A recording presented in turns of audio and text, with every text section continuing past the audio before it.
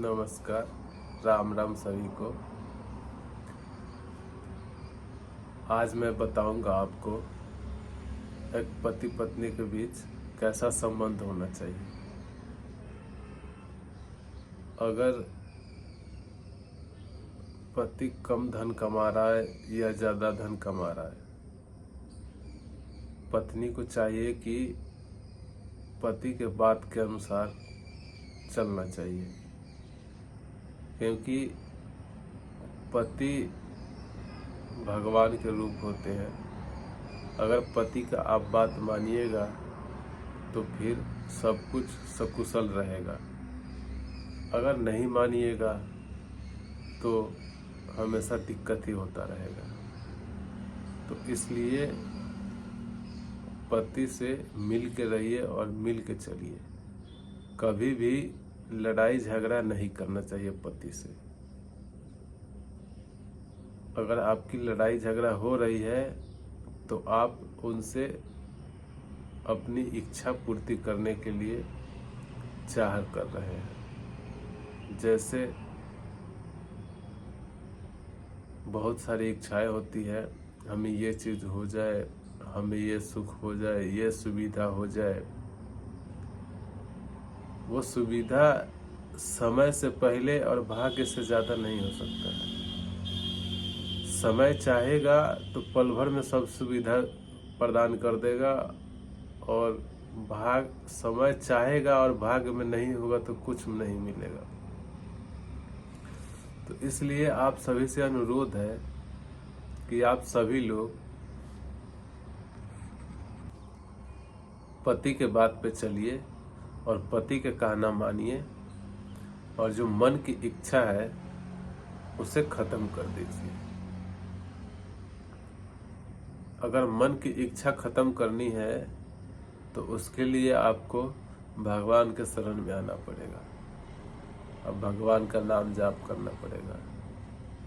अगर भगवान में लग गए और सत्संग सुनने लगे सब संतों का, जैसे प्रेमानंद है, तो आपकी मन की इच्छा खत्म हो जाएगी। अगर मन की इच्छा खत्म करनी है तो प्रभु में लग जाइए, वरना घर में हमेशा कलह और शांति नहीं रहेगी। कलह होता ही रहेगा। अगर कलह होगा घर में तो ना आपको खाना बनाने में मन लगेगा, ना खाना अच्छा बनेगा, और ना किसी को खाने में अच्छा लगेगा। अगर भगवान का भजन कर ले गए और भगवान का भजन करके खाना बनाए तो सब घर में शांति रहेगी। और इच्छा खत्म कीजिए आप लोग। सबसे पहले इच्छा हमारी इतनी है, बहुत ही ज्यादा। जितना दिए हैं प्रभु बहुत ही दिए हैं। आपको क्या चाहिए? अरे उनसे पूछो जिसे आंख नहीं है, उनसे पूछो जिसके हाथ नहीं है, उनसे पूछो जो बोल नहीं पाते हैं। अरे उनसे पूछो जिसके कान नहीं है, जिसके पैर नहीं है। अब धन क्या चाहिए आपको?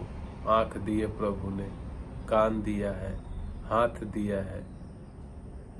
अब इससे बड़ा धन क्या चाहिए? इतना दिया है, रहने के लिए घर दिया है, अच्छे अच्छे कपड़े पहन रहे हैं, रहने के लिए, सोने के लिए बेड दिए हैं। अरे उनसे पूछो जो रोड पे सोते हैं, जिसके लिए कोई घर नहीं है, रोड पे सोते हैं और कमाते हैं। तो उससे तो अच्छा है ना हम। फिर इच्छा किस चीज की?